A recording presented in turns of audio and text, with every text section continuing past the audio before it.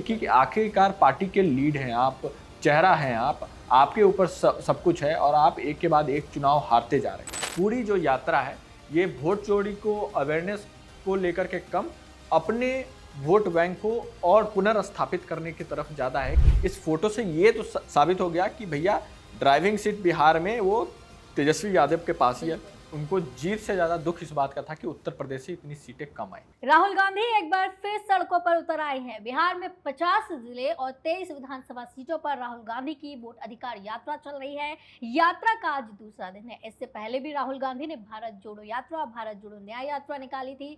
उसका क्या असर हुआ वो सबने देखा। इस बार राहुल की वोट अधिकार यात्रा का क्या असर होता है वहां की जनता पर, आने वाले विधानसभा चुनावों पर, इस पर आज हम चर्चा करेंगे। नमस्कार, मैं हूं आस्था और आप देख रहे हैं अनकोट मीडिया। मेरे साथ है आनंद और आज की इस वीडियो में हम चर्चा करेंगे इसी मुद्दे को लेकर। आनंद, राहुल गांधी एक बार फिर सड़कों पर आ गए हैं। 50 जिले हैं, 23 विधानसभा सीटें हैं। क्या लगता है कि यह यात्रा वहां की जनता पर क्या असर डालेगी, आगामी चुनावों पर क्या असर डालेगी, क्यों यह यात्रा हो रही है? देखिए आस्था, इस पूरे वोट अधिकार यात्रा को अगर आप देखें तो सबसे फर्स्ट पॉइंट अगर किसी के दिमाग में आता है अवेयरनेस, कि राहुल गांधी और बाकी के जो बिहार के अदर पॉलिटिकल पार्टीज है वो अवेयर करना चाहते हैं इस इशू को लेकर के ग्राउंड पे। क्योंकि जब एक बार मैसेज आप गांव-गांव तक पहुंचा देते हो, उसके बाद उस चीज़ को ख़त्म करने में दूसरे पॉलिटिकल पार्टी को समय लगता है। और आप देख सकते हो कि बिहार चुनाव एकदम सामने है और हर पार्टी पुरजोर रूप से मेहनत कर रही है कि इस बार का विधानसभा हम जीते।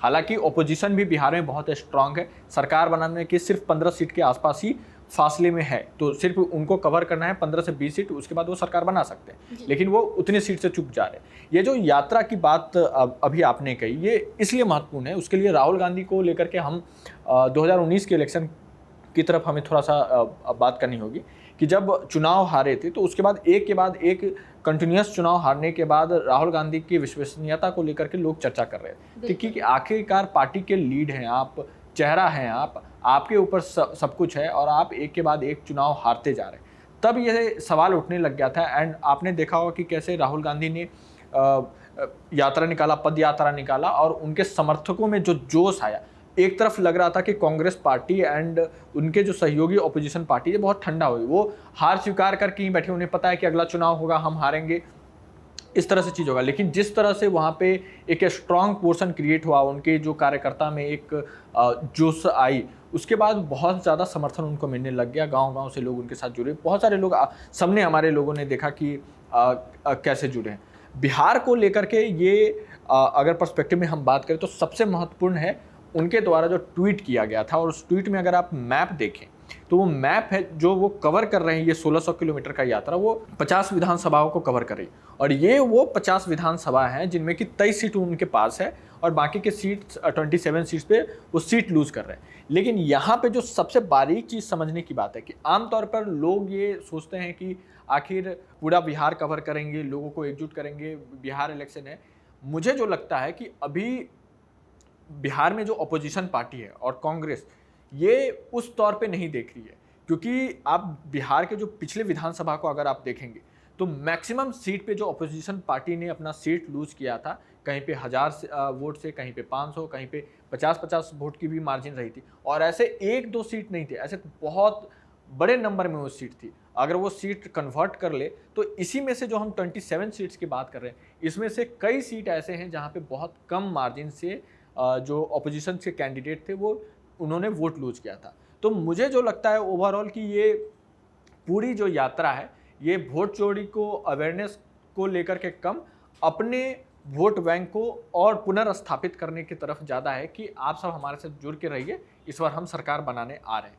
तो ये सारा मुझे पहले थॉट में लगता है कि ऐसा कुछ हो रहा है ग्राउंड पे। हालांकि आप एक देखें तो कल की एक बहुत ही रोचक तस्वीर थी। आपने देखा होगा जहाँ पे तेजस्वी यादव ड्राइव कर रहे हैं और राहुल गांधी उनके बगल में खड़े हुए हैं, उनके पास में मुकेश सैनी। तो इस तस्वीर को लेकर के आपको क्या लगता है कि कैसे ये चीज़ें निखर के आ रही है? आनंद, इसका ये मायना भी निकाला जा सकता है कि क्योंकि तेजस्वी यादव की पार्टी काफ़ी ज़्यादा स्ट्रॉन्ग है बिहार में, उनकी हम्म। काफ़ी सीटें भी आती हैं। पिछली बार भी जब उनकी पार्टी अभी सरकार में आई अप्रॉक्स थी, 80 सीट्स जी, उनके बिल्कुल। पास है। लगभग 75 सीटें उन्होंने पिछली बार हम्म, जीती थी और उसके पहले 80 सीटें जीती थी उन्होंने। हम्म, तो ये जो मजबूत आंकड़ा उनके पास है, तो कहीं न कहीं ये भी दर्शाता है कि उनकी पॉपुलैरिटी काफ़ी ज़्यादा है। तो अगर महागठबंधन जीतती है इस बार के चुनाव में, तो कहीं न कहीं ये निकाला जा सकता है कि सीएम की कुर्सी पर वो बैठ सकते हैं। यानी कि ये जो पोस्टर आया है सामने, ड्राइविंग सीट पर है तेजस्वी यादव, इस साइड पे हैं राहुल गांधी, तो ये माना जा सकता है कि कहीं न कहीं सत्ता जो है, वो मुख्यमंत्री जो बनेंगे, वो तेजस्वी यादव बनेंगे। कुछ समय पहले जो वोट सीट शेयर को लेकर के बंटवारे की बात चल रही थी, लोग ये कह रहे थे कि कांग्रेस की तरफ, इवन पप्पू यादव की बयान भी लोगों ने सुना होगा कि कह रहे थे कि नहीं, कांग्रेस से क्यों नहीं बन सकता है। वहाँ पे आपने देखा होगा कि इस फोटो से ये तो साबित हो गया कि भैया ड्राइविंग सीट बिहार में वो तेजस्वी यादव के पास ही है और वही हैंडल करेंगे पूरे बिहार को अगर ऑपोजिशन की सरकार बनती है। बिल्कुल, लेकिन अगर पिछले चुनावों को भी देखा जाए, उसमें कांग्रेस का और तेजस्वी यादव की जो पार्टी है, उनका प्रदर्शन देखा जाए तो काफ़ी ज़्यादा अंतर रहा है। कांग्रेस की पार्टी जो है वो 2015 में 27 सीटें लाई थी और 20 में उनकी सीटें काफ़ी कम हो गई थी, सिर्फ 19 सीटों पर सिमट गई थी।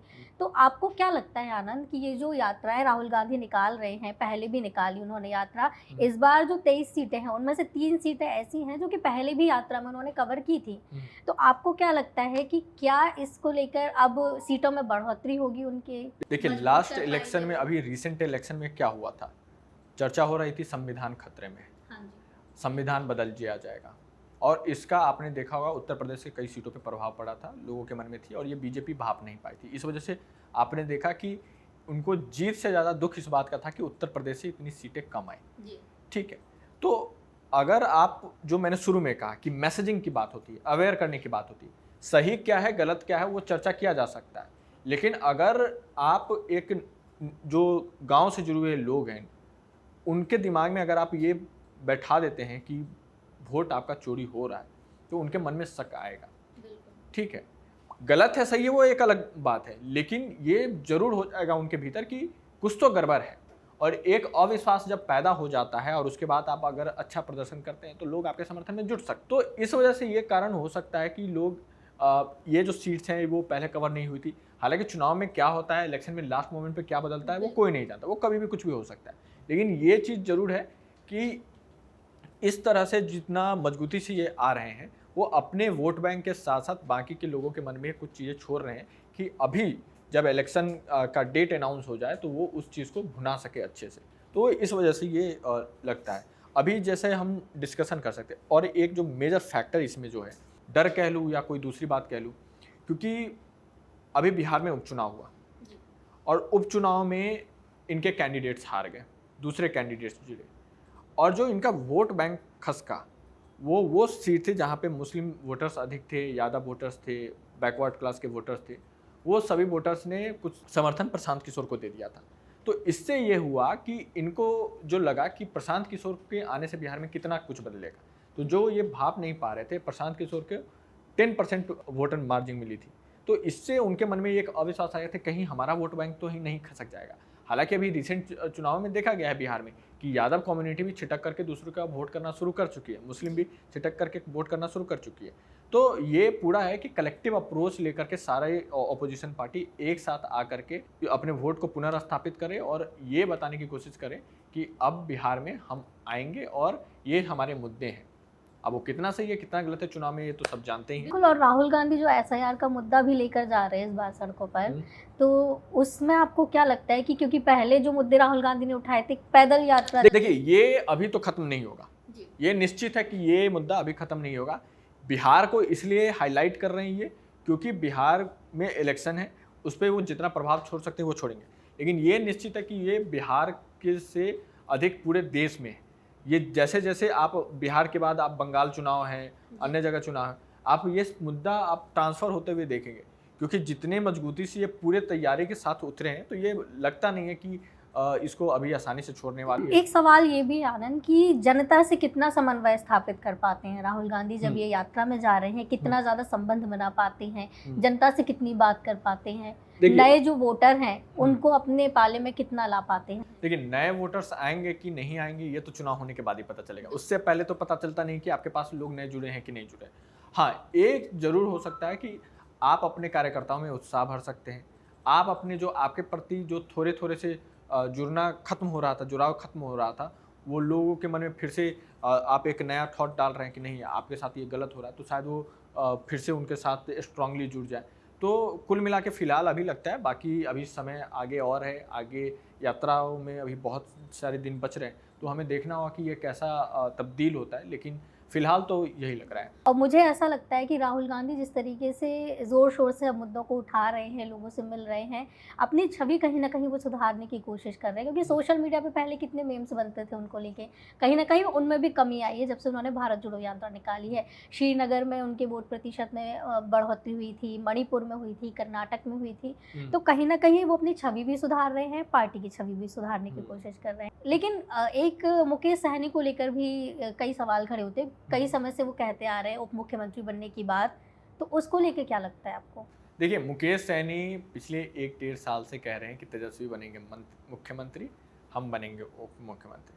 तो उन्होंने माहौल सेट करना शुरू कर दिया है और तेजस्वी जी के भी दिमाग में डाल दिया है, क्योंकि अगर बहुमत आया तो ये सब जानते हैं कि तेजस्वी मुख्यमंत्री बनेंगे और तेजस्वी के साथ कांग्रेस के पास ज़्यादा सीटें रहेंगी आरजेडी के बाद।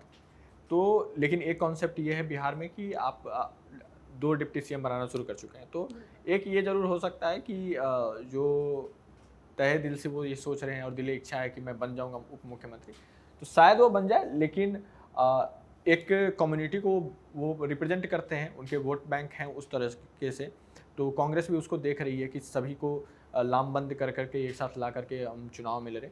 बाकी आने वाले समय में देखते हैं, जब सीट बँटवारा कन्फर्म होगा, वो चीज़ें होंगी तो फिर वो कन्फर्म हो जाएगा। बिल्कुल, ये तो देखने वाली बात होगी चुनावों में कि क्या कुछ होता है। फिलहाल राहुल गांधी की यात्रा अभी जारी है, दूसरा ही दिन है और इस पर नज़र हमारी लगातार बनी रहेगी, चर्चाएँ इस पर होती रहेंगी। क्या कुछ होता है वो देखने वाली बात है। फिलहाल इस चर्चा में इतना ही, दीजिए इजाज़त, नमस्कार।